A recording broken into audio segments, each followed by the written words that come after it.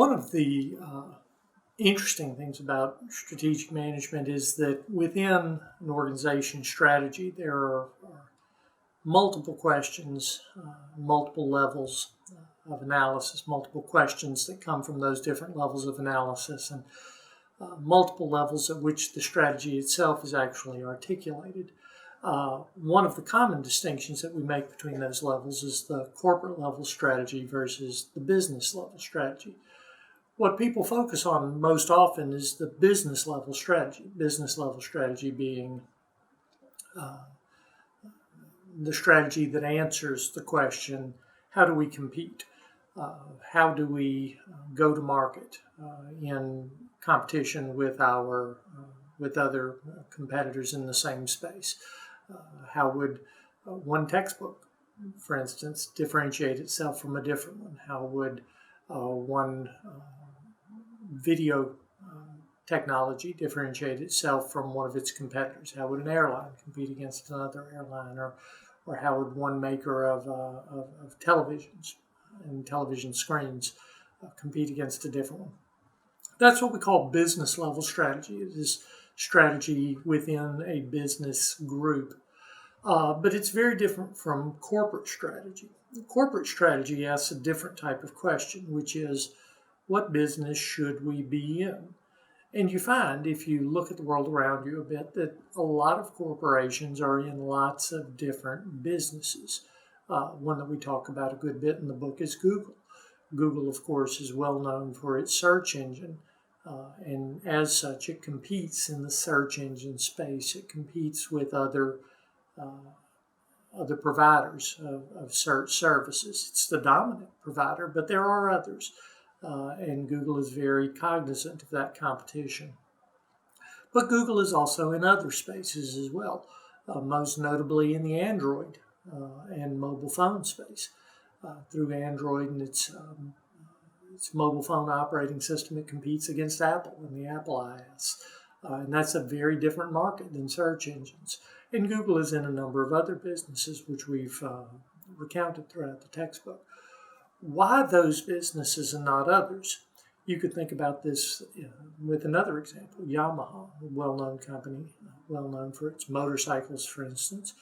But Yamaha also has a large footprint in the jet ski market. They're the second largest provider of jet skis in the world. They have a large footprint in the outboard engine market, perhaps the largest outboard engine provider in the world. But Yamaha also competes in the musical instrument space, very well known for their pianos and other instruments. Why that particular combination? This is what we call corporate strategy. And it's really a fascinating part of strategic management. It's a very challenging part practically for the strategic manager. It's an area that is much easier to get wrong than right. But it's an area that if managers are able to get it right, if they're able to craft strategies that add value, they are able to create competitive advantage that is very formidable, very sustainable, and very difficult to imitate. So rather than try and give you all the nuance in one video, let me simply say this about corporate strategy. The ultimate determination of a corporate strategy's success is what Michael Porter once called the better off test. Is the corporation better off because it competes in these different businesses?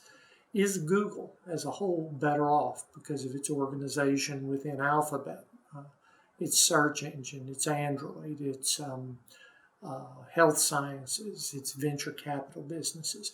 Is it better off through the combination of all of those things than it would be if those things were broken up and able to compete individually? Is Yamaha as a corporate whole better off as a large and diversified company in a lot of different technologies and a lot of different markets? Or would it be better off if those business units, as they're called, were broken up and were allowed to compete individually? That's the fundamental question of corporate strategy, and it's a tremendous challenge. But it also raises some really interesting questions and some interesting phenomena. For instance, who are Yamaha's competitors? Is Steinway a competitor of Yamaha? Well, of course it is, because Steinway and Yamaha both make excellent pianos. But Steinway is not in the outboard engine business. Is Bombardier a competitor of Yamaha? Well, of course it is, because Bombardier makes very good jet skis that compete against Yamaha. But Bombardier does not make outboard engines. Interestingly, Bombardier does make personal jets. Yamaha does not make, corporate jets, private jets for the corporate market. Yamaha is not in the jet space. So what advantage does that provide for those companies, that they're able to draw on the various different different types of businesses that they have? Can they combine those technologies and those value chains in some way? Do they gain any advantage through the cyclical nature of the cash flows? Are they able to subsidize one business with the earnings of another, or with the products of another?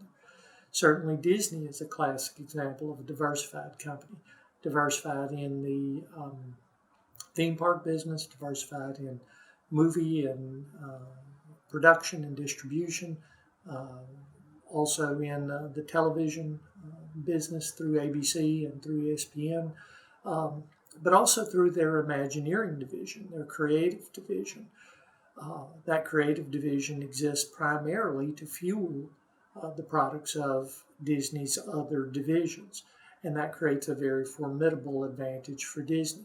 So as you think about strategy, think about this distinction between corporate level and business level, and think deeply about the challenges of corporate strategy.